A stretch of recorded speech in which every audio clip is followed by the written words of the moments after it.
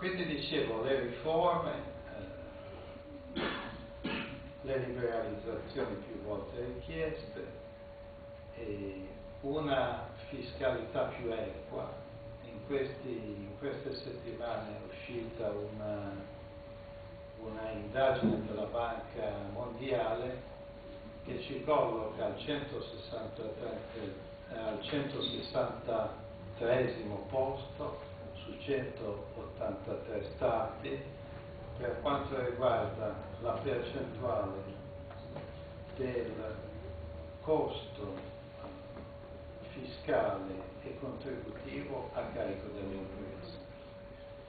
E questo è un dato, voi pensate, chi si confronta a livello mondiale si confronta con questo carico sulle spalle e si confronta con un dollaro che in questo momento si scambia a 1,5.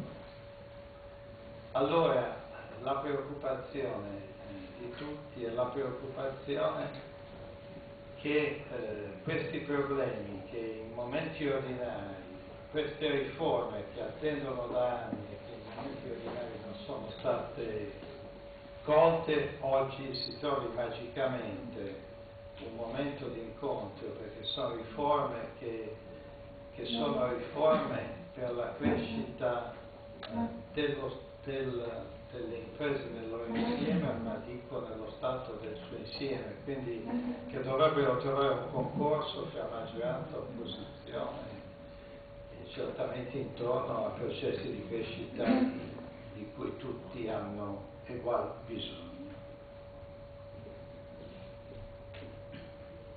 Dicevo, al di là di risposte nazionali ci sono risposte locali. Le risposte locali le riassumo brevemente nel fatto che in tante occasioni e in tante sedi si fa l'elenco delle opere cantierabili della nostra provincia, e l'esempio delle opere cantierabili ormai lo sappiamo a memoria. Le opere cantierabili dipendono dall'impegno di tutti noi, perché il waterfront, la realizzazione del piano regolatore portuale, la sua attuazione, perché l'ospedale del Feretino, perché la variante Aurelia, perché l'ARP, perché Marinella, perché le aree demaniali che trovino una diversa, tutti temi che trovano una risposta qui. Alcuni di questi temi darebbero risposta a interi comparti. Io l'altra sera in un dibattito sul credito dicevo soltanto il fatto che partisse il progetto di Marinella, di cui il sindaco Calè è impegnato ad avere le ultime approvazioni e mi sembra che ci sia vicino, basterebbe per dare una risposta, non l'intero progetto, la possibile partecipazione dell'imprenditoria locale al progetto di Marinella darebbe una risposta per tempi non brevi al nostro sistema delle imprese edili. E stiamo parlando solo di Marinella, io ho elencato 10 progetti. Questo quindi ci dà il senso che il tema è alla nostra portata, perché dipende dalle nostre azioni, molte di queste cose dipendono da noi.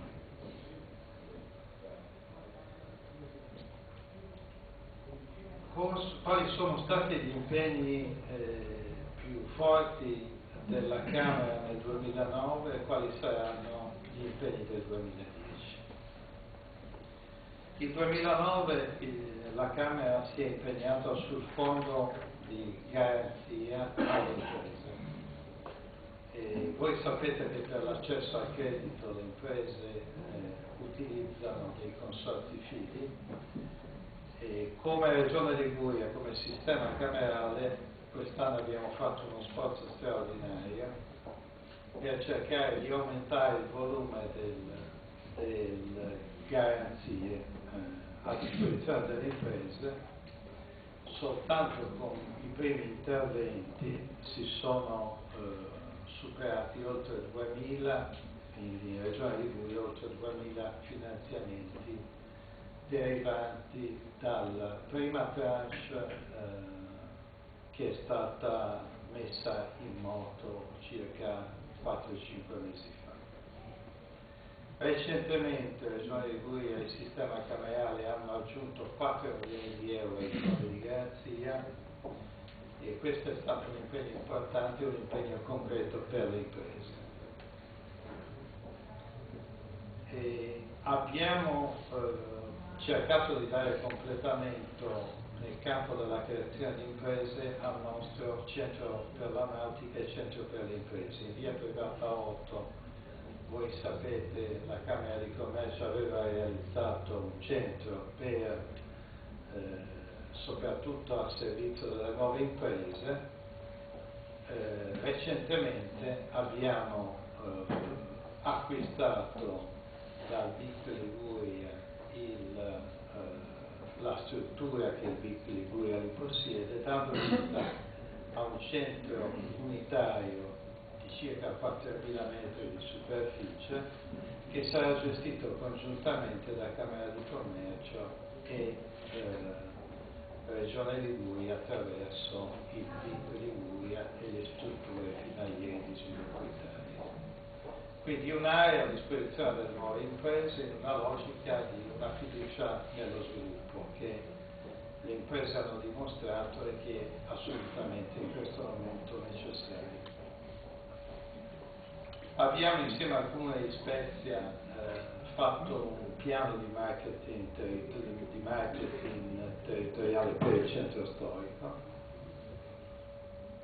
che ha evidenziato carenze note a tutti, ma comunque è significativo il fatto che operatori, frequentatori e residenti del centro storico abbiano messo come prima esigenza del centro storico di Spezia i parcheggi.